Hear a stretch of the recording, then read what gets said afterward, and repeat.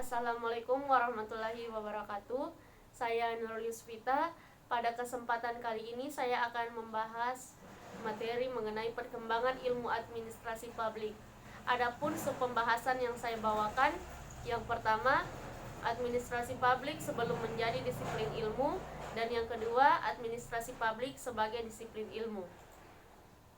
Pada subpembahasan pertama, administrasi publik sebelum menjadi disiplin ilmu atau administrasi publik sebelum Wilson, ada banyak pemikiran Konfusius baik dari Plato, Aristoteles atau Montesquieu. Mereka sudah mengenal administrasi publik, di mana salah satu prinsip yang disampaikan yaitu pelayanan publik harus memiliki mayoritas yang baik. Maksudnya, pihak yang memerintah harus memberikan contoh yang baik kepada pihak yang diperintah.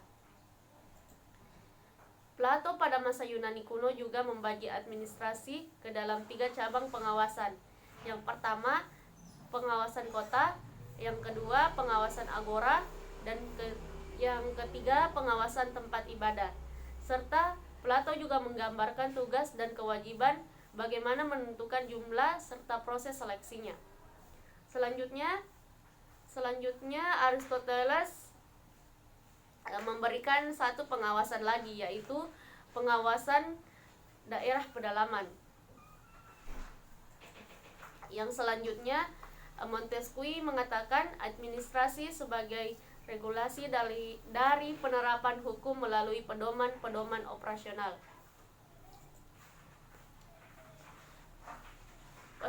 Jadi pada kesimpulannya bahwa berdasarkan tulisan kuno jauh sebelum Wilson, administrasi publik sudah gencar dipersoalkan oleh para ahli. Selanjutnya, administrasi publik menjadi disiplin ilmu. Pada perkembangan administrasi sebagai disiplin ilmu, banyak mengalami beberapa proses pergantian cara pandang. Menurut Nicholas Henry, Public Administration dan Public Affairs menyatakan terdapat krisis definisi administrasi dalam administrasi negara, dan lebih jauh Henry menyarankan bahwa pemahaman administrasi bisa dipahami lewat paradigma. Henry mengutip pendapat dari Robert T. Glowinski bahwa standar disiplin ilmu mencakup lokus dan fokus. Adapun lokus dan fokus yang dimaksud ialah lokus adalah letak atau kelembagaan dari administrasi berbeda, sedangkan fokus adalah sarana spesialis dari bidang studi. Selanjutnya saya akan membahas tentang paradigma.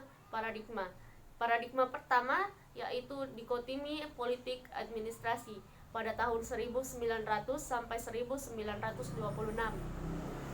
Frank J. Gounod dan Leonard Dwight dalam buku Politik Administration menyatakan 2 fungsi pokok pemerintahan yang berbeda. Yang pertama, fungsi politik melahirkan kebijakan atau keinginan negara, dan yang kedua, fungsi administrasi yang berhubungan dengan pelaksanaan kebijakan negara. Penekanan paradigma ini terletak pada lokusnya. Menurut Gounod, lokusnya berpusat pada birokrasi pemerintahan. Selanjutnya,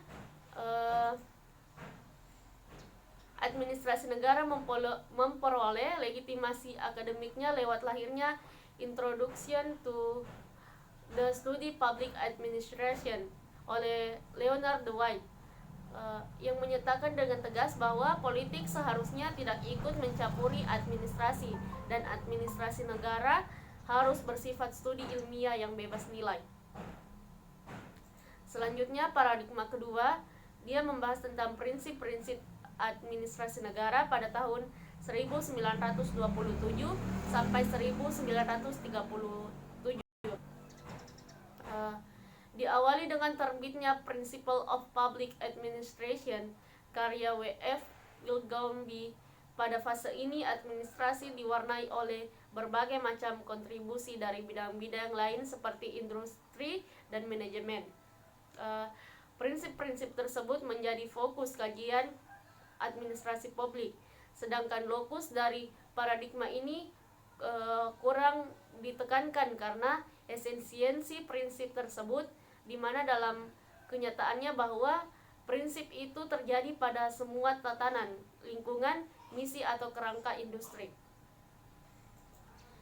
Selanjutnya pada paradigma kedua ini, pengaruh manajemen klasik sangat besar. Tokoh-tokohnya adalah W.F. Taylor yang menuangkan 4 prinsip dasar, yaitu perlu mengembangkan ilmu administrasi manajemen sejati untuk memperoleh kinerja terbaik. Perlu dilakukan proses seleksi pengawalan ilmiah agar mereka bisa tanggung jawab dengan kerjaan. Adanya pendidikan dan pengembangan pada pegawai secara ilmiah. Selanjutnya ada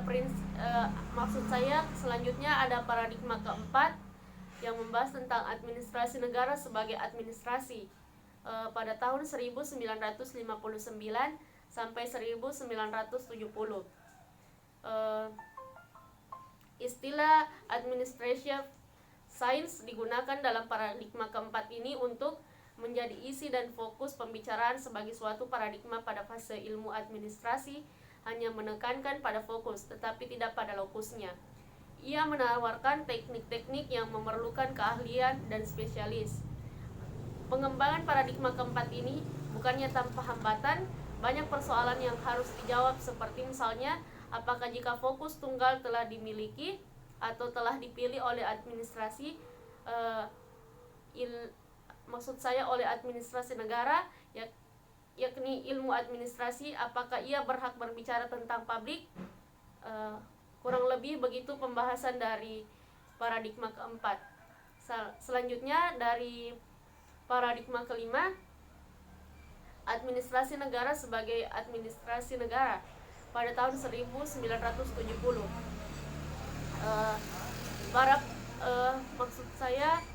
Di paradigma ini pemikiran Herbert Simon tentang perlunya 2 aspek yang perlu dikembangkan dalam disiplin administrasi negara: ahli administrasi negara, pengembangan suatu ilmu administrasi negara yang murni.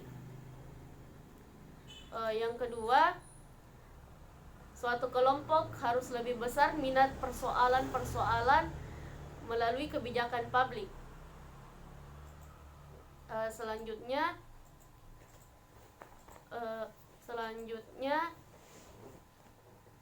lebih dari itu, administrasi negara lebih fokus ranah-ranah ilmu kebijakan atau policy science, dan secara pengukuran dari hasil-hasil kebijakan yang telah dibuat, aspek pemerintah ini dapat dianggap sebagai mata rantai yang menghubungkan antara fokus administrasi negara dengan lokusnya.